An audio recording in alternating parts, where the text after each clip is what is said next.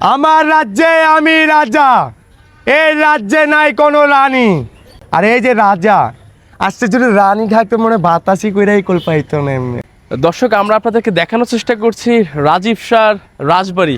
আপনারা দেখছেন যে এই রাজবাড়িতে কি কি রয়েছে। নামাজের জায়গা রয়েছে, তিনি ধান গাছ লাগিয়েছে, ঢেঁড়স বা ভেন্ডির গাছ এখানে রয়েছে। এখানে বিএনপির পতাকা এবং বাংলাদেশের জাতীয় পতাকা এবং আমাদের বাঘ রয়েছে। রাজীব ভাই বাড়িতে আছেন? ভাই আছি। আমরা আপনার রাজবাড়ি দেখার জন্য এসেছি ভাইয়া। আলহামদুলিল্লাহ, আসসালামু আলাইকুম রহমতুল্লাহি বারাকাতু। আপনারা কেমন আছেন ভাই? জি ভাই আলহামদুলিল্লাহ। একটু যে আসেন, বাহিরে আসেন। অবশ্যই আপনারা আমার বাসা আইছেন নবাবপাড়া রাজবাড়িতে। আলহামদুলিল্লাহ, এটা আমার রাজীব ভাই আলহামদুলিল্লাহ আমি আপনার রাজবাড়ি দেখার জন্য আসলাম। সুবহানাল্লাহ সুবহানাল্লাহ। তো একটু আমরা আপনার রাজবাড়ি সম্পর্কে জানতে চাচ্ছিলাম। আপনার ছোট্ট করে যদি একটু বলেন আপনার রাজবাড়িতে কি কি রয়েছে। আলহামদুলিল্লাহ, আমার বাসায় একটা কম্বল আছে, আল্লাহ বান্দা নবী উম্মত। আমার একটা কম্বল আছে, আর একটা ছিঁড়া লুঙ্গি আছে, আর গায়ের ভিতরে যে একটা জামা, একটা গেঞ্জি আছে এই। আর ঘরের ভিতরে সব কিছু আমার ভিজা।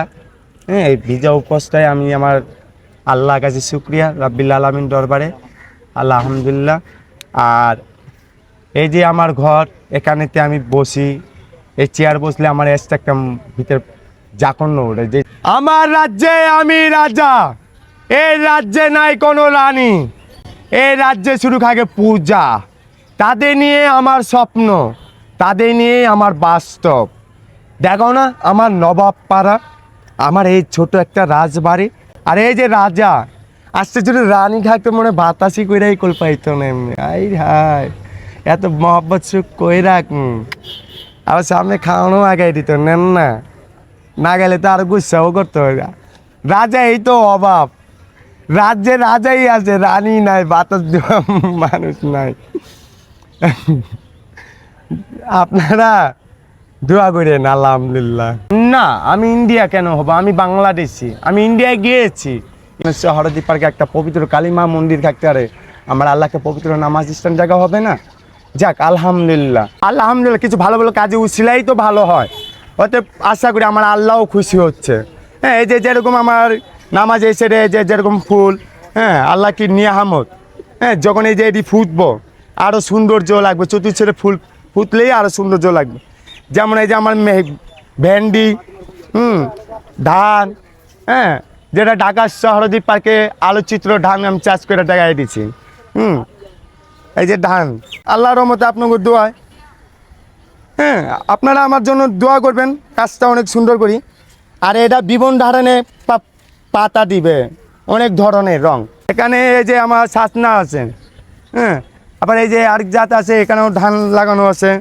হ্যাঁ, এই যে ফুল, এই যে এই জায়গাও ফুল ধান হইতেছে। হ্যাঁ,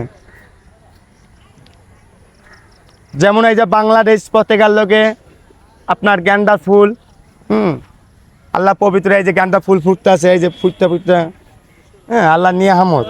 এর পতাকা যত ছোট, আমাদের ভিতরে যে কলিজা সবচেয়ে দুনিয়া বড়। আমরা যদি বলি না ওই দেশে হামলা করব, আমরা পারবো কেন? আমার ভিতরে ওই হিম্মতওয়ালা। আমরা যখন এখন ঘুমিয়ে আছি, আর যখন ঘুম ভাঙবে ওখন আশেপাশে দেশটা বলবে বাবা রে বাবা, ছোট বাংলাদেশ হইলে কি কলিজা বিশাল বড়। আমাদের ভালো বড় দেশটাও ভয় পায়।